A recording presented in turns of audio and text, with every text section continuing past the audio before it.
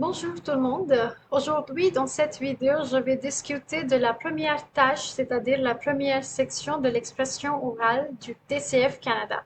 On va voir le format, les stratégies à suivre et on va aussi comprendre ce qu'il faut faire, ce qu'il ne faut pas faire dans cette partie. Voilà, alors allons-y. Donc, pour cette partie, vous aurez besoin d'un niveau minimal requis, c'est-à-dire le niveau A1, parce que c'est un tel étudiant qui va être capable de parler des sujets de base. Et quels sont les sujets de base? Je vais vous expliquer. Donc, par exemple, vous devez être capable de décrire vous-même ou bien une autre personne ou un lieu, une situation. OK? Après ça, vous devez aussi être capable de parler de vos centres d'intérêt, de vos goûts, etc., de vos préférences, ce que vous aimez, ce que vous n'aimez pas. Après ça, vous devez être capable de raconter un événement, comment cela s'est passé. Puis, vous devez aussi parler des loisirs, quelque chose que vous aimez faire pendant votre temps libre, ou bien aussi les études, les formations que vous avez suivies.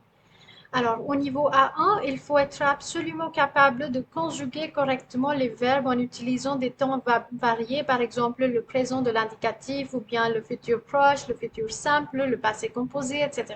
Et puis, l'utilisation des adjectifs et des adverbes variés, ça aussi c'est assez important. Il faut correctement conjuguer les verbes, par exemple les verbes irréguliers du premier groupe, par exemple vous avez avoir, aller, être, prendre, comprendre, boire, devoir, partir, voir. Donc, bien sûr, il y en a des autres.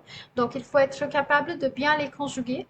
Et à la fin, l'examinateur vous évalue basé aussi sur vos compétences de formuler des phrases simples ainsi que des phrases complexes. C'est-à-dire, ça doit être une combinaison. Les phrases complexes, par exemple, je crois que, je pense que, je trouve que, j'imagine que, etc. Bon, voilà, après ça, oui, on va voir le format de la tâche. Donc, cette partie de l'entretien, ça se passe pendant 2 minutes. Et normalement, l'examinateur commence avec la question, OK, allez-y, parlez-moi de vous. Pouvez-vous vous présenter, s'il vous plaît? Pouvez-vous me parler de vous? Donc, de cette manière, la première question, et ça se passe sans préparation.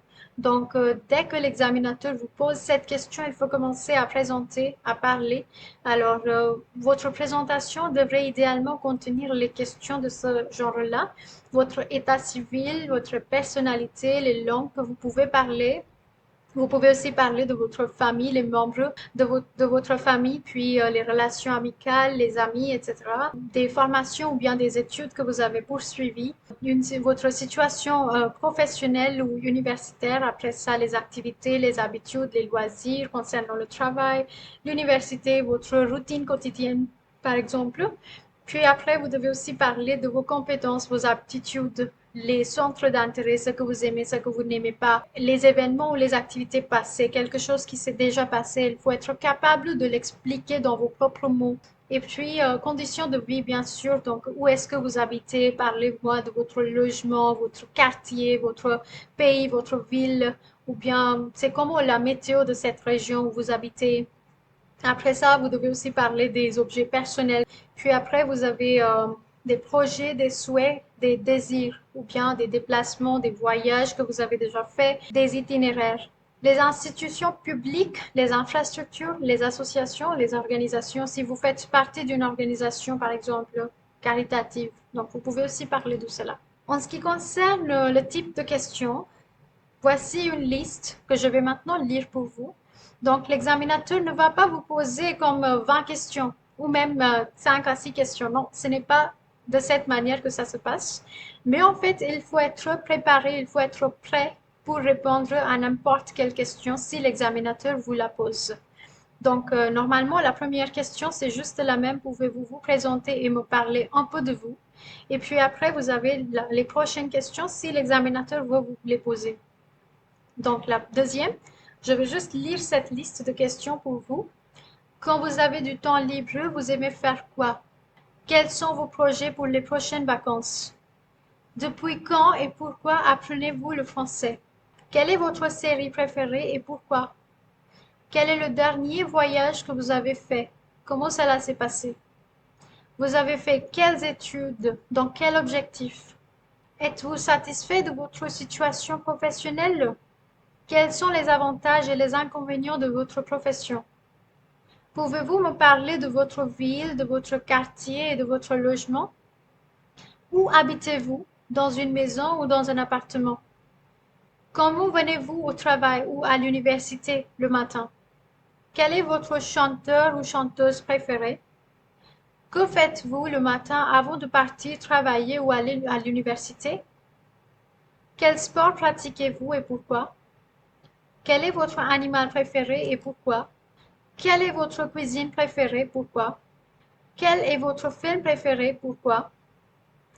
Quel est votre livre préféré et pourquoi? Quelle est votre saison préférée et pourquoi? Quelle est la fête de votre pays ou de l'année que vous préférez? Pourquoi? Racontez-moi une chose que vous avez faite et que vous avez aimée. Quel est votre sport favori et pourquoi? Parlez-moi de votre professeur de français. Pourquoi passez-vous le TCF? Expliquez-moi le métier que vous faites ou les études que vous suivez. Parlez-moi de vos projets de l'avenir. Voilà, donc vous aurez ce type de questions et maintenant je vais vous présenter quelques exemples de réponses. On va les lire ensemble. Bonjour, je m'appelle Divya Singla, j'ai 28 ans et je viens de Chandigarh en Inde. Actuellement, j'habite à Chandigarh où je travaille en tant qu'enseignante de français. Je suis passionnée par la musique anglaise et française, les voyages, la cuisine. J'aime particulièrement passer du temps avec ma famille et mes amis. J'ai commencé à apprendre le français en juin 2015 et je me force de m'améliorer chaque jour, car cela m'ouvre de nombreuses opportunités professionnelles et culturelles. Quand j'ai du temps libre, j'aime faire plusieurs activités. Par exemple, j'adore lire des livres, surtout des romans et des essais sur des sujets globaux qui m'intéressent, comme le développement personnel ou les cultures étrangères. J'aime aussi passer du temps à l'extérieur, faire des promenades et parfois faire du sport comme le jogging ou la course. Pour mes prochaines vacances, j'ai prévu de visiter le sud de la France. J'ai vraiment envie de me détendre et de profiter de ce moment pour déconnecter du travail. Par exemple, je compte aller à la plage, visiter des villes comme Nice et Marseille. J'aimerais aussi découvrir la cuisine locale, visiter des musées et prendre beaucoup de photos. J'apprends le français depuis juin 2015. J'ai décidé de me lancer dans cet apprentissage en tant que loisir. Au début, je ne savais pas quoi vraiment faire de cela, mais j'ai continué à apprendre par intérêt. J'ai toujours été fascinée par la culture francophone et c'est au niveau B1 que mon enseignante de français m'a orientée vers le programme d'assistant de langue anglaise en France. Moi, je l'ai perçu comme une excellente opportunité de travailler en France, tout en étant rémunérée et en s'immergeant dans la culture française. De plus, cela m'a donné l'opportunité de beaucoup voyager dans d'autres pays d'Europe. Ma série préférée est Friends.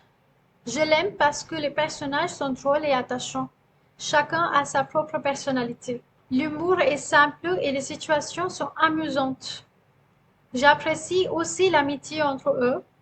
Ils sont toujours là, les uns pour les autres. Même si la série est souvent drôle, il y a des moments émotionnels qui la rendent spéciale. Elle me fait rire à chaque fois. Voilà, alors ce sont des exemples que j'ai préparés pour les 5 premières questions de cette liste de questions.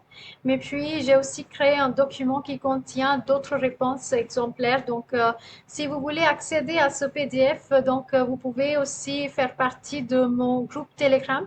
Là, je vais ajouter ce PDF et vous pouvez l'accéder gratuitement.